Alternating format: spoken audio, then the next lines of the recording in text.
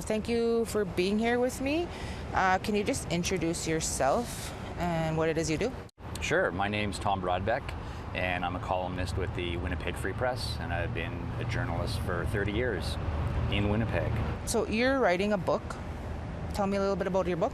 So the book is called Treaties, Lies and Promises, and it's a book about the contribution Indigenous people made to Manitoba and Canada, in particular Manitoba's entry into Canada.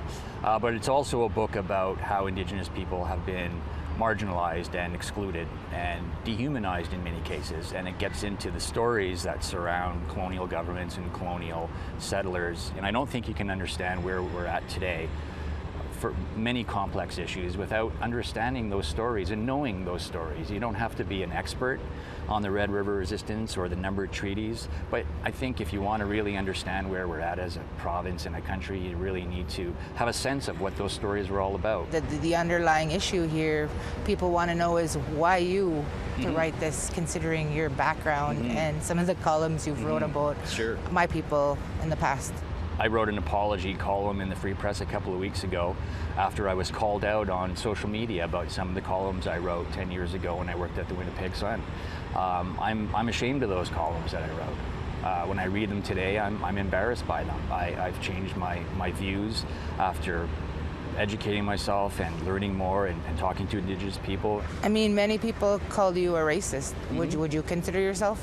I don't, no, and I don't think I ever have been, but I drew wrong conclusions about issues such as missing and murdered Indigenous women inquiry, issues such as Gladue reports in court where the courts are being asked to consider the historical background of Indigenous offenders when sentencing. I drew wrong conclusions when the Canadian Museum of Human Rights offered Indigenous people free admission. And my conclusion was that people should never be treated differently based on their race, including Indigenous people who form a unique group of people within Canada. And I was wrong in that conclusion. And it was based on ignorance.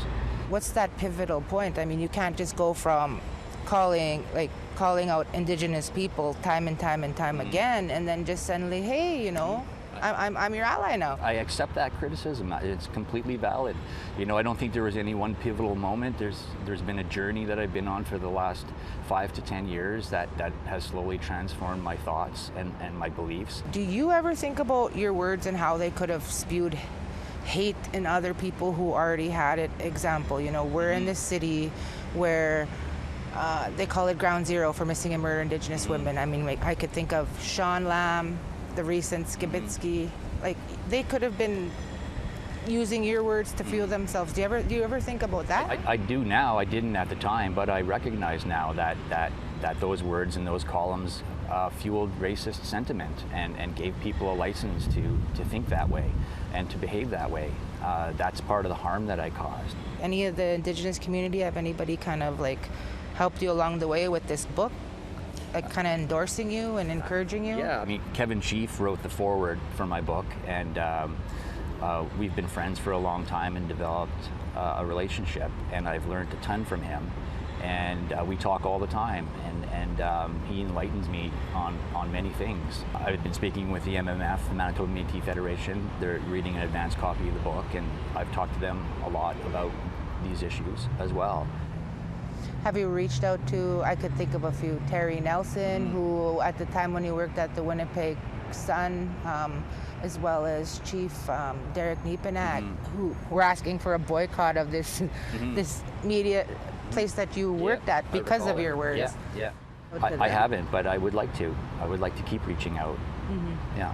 As somebody who likes words and stuff, it was definitely well worded, your apology. It almost reminded me, though, of the 2008 apology from Stephen Harper, where it was very rehearsed, kind of saying you're sorry, but you're not sorry. It wasn't rehearsed. It wasn't. It was genuine. It's emotional. It's very emotional for me. And all I can say is people can change their minds. People can be wrong, and it's okay to admit you were wrong. And I'm admitting that I'm wrong. I'm admitting I was wrong.